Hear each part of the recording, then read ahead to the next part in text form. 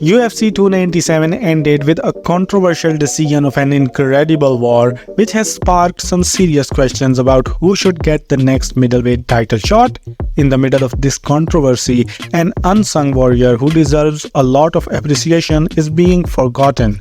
That man is none other than 18-0 undefeated Movsar Evloev, who indeed is not a good entertainer or a good finisher. One thing he has proved at UFC 297 is that he indeed is a well-rounded fighter with an extraordinary skill set. Not only an extraordinary skill set, but a heart of a gladiator as well, which he showed when he took 4 illegal knees directly on the head, and it took him only 1.5 minutes to recover and continue with a bloody head.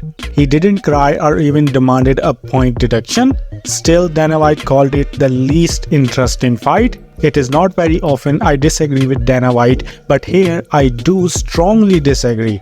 Under the banner of TKO, Dana is trying to convert UFC from Ultimate Fighting Championship to Entertainment Fighting Championship. Being the ultimate fighter should not mean entertaining the audience, but finding a way to win with taking the least amount of damage. Game plan is you go in there, hit him with some good shit, don't get hit, and come home with a pocket full of cash. And that's what Evloev does. Beating a top contender in Arnold Allen and cracking the top 5 usually means you are in the title contention. But the scenario is different here because he is indeed 18-0, just like Shavkat Rakhmonov. He is yet to finish his opponent in the octagon.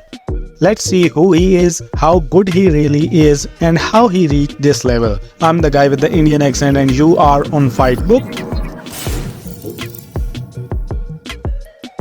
Prior to competing in the UFC, Evloev spent all his time in M1 Global, where he went 6-0 with 3 submissions, 2 decisions and 1 knockout before getting the interim bantamweight title shot.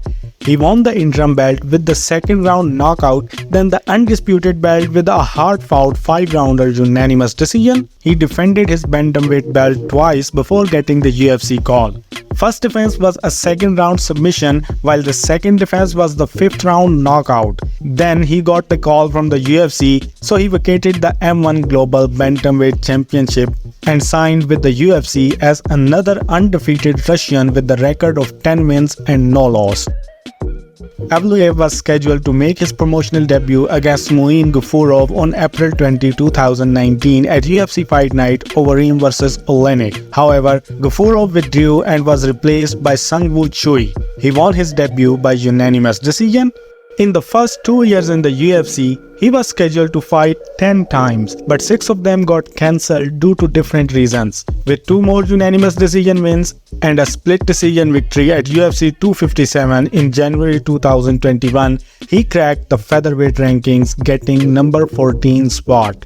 As a ranked fighter, his first assignment was to beat number 15 ranked Hakeem Dawodu, who was at that time on a 5-fight win streak. He accomplished the task again with a unanimous decision at UFC 263 in June 2022 and moved toward his next assignment, which was the current title challenger, the undefeated Ilia Topuria. Yes, Evloev was expected to face Topuria on January 22, 2022 at UFC 270. However, Evloev withdrew from the bout after a positive COVID-19 test. It is no surprise that haters taunted Evloev for running from Topuria.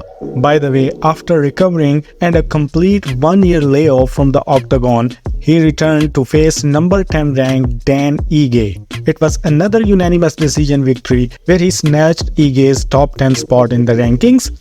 As the first bout of his new multi-fight contract, Evloev was scheduled to face another undefeated prospect, Bryce Mitchell, in November 2022.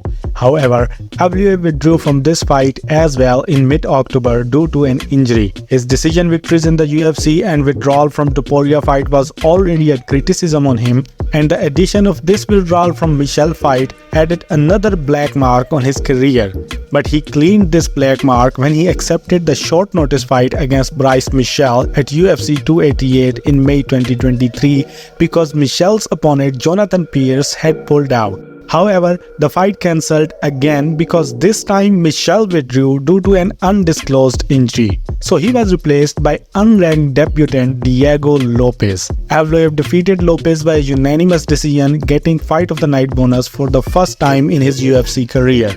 It was the first time when he fought on the main card of a PPV, so no doubt most of the casuals saw his fight for the first time. Instead of praising him for his hard-fought victory, much of the praise went to Diego Lopez, who was indeed the reason for the Fight of the Night award. By the way, after that 7th consecutive win, he moved up to number 9 in the rankings and got the opponent from the top 5 to throw his name into the title contention, and he did it.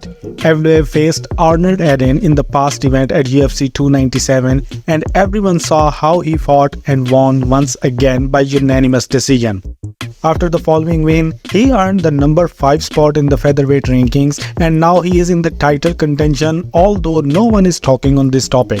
Current champ Alexander Volkanovski is currently on a 13-fight winning streak at featherweight division, where he has defended his title 4 times. So if he wins again, Evloev is on the top of the list to fight him for the title. But if Poirier wins the title, there are more chances that Volkanovski will be given a rematch. In this scenario, Evloev would have to fight for a title contender, no matter who it is, but he would have to keep his winning streak going for a title shot. Best scenario would be fighting the winner of Ortega vs Rodriguez too. Evloev definitely needs our support to get a title shot or at least the number 1 contender match to fight for the featherweight championship. No one knows what happens next, but what we do know is Evloev is an elite featherweight already. He is not a good finisher, but he has proved that he can beat the finishers. He is indeed not a great entertainer as well, but he is also not as bad as Bilal Muhammad. Haters are exaggerating too much. The co-main event of the same event was much worse, but still, criticism is only for Movsar Evloev. People who watched his fight with Arnold Allen will agree with me that Dana's statement is wrong about this fight being the least entertaining one. There would be a long list of the fights that has been worse than that. So stop criticizing him too much, because he has the ability to prove all of the haters wrong. But at the same time, guys on the top of the mountain also have the ability to stop his so-called hype train. Whatever comes next, let's hope his next fight does not go to the decision. But if it does, I still do not have any problem with it, because guys who focus too much on finishing the fight sometimes gets finished. Now tell me your thoughts on Movsar Evloev. What do you think about him? Do you see him as the next title challenger or not? And do you like him, hate him, or do not care? Let me know in the comment section. Now I'll see you in the next video. So till then, do whatever you want.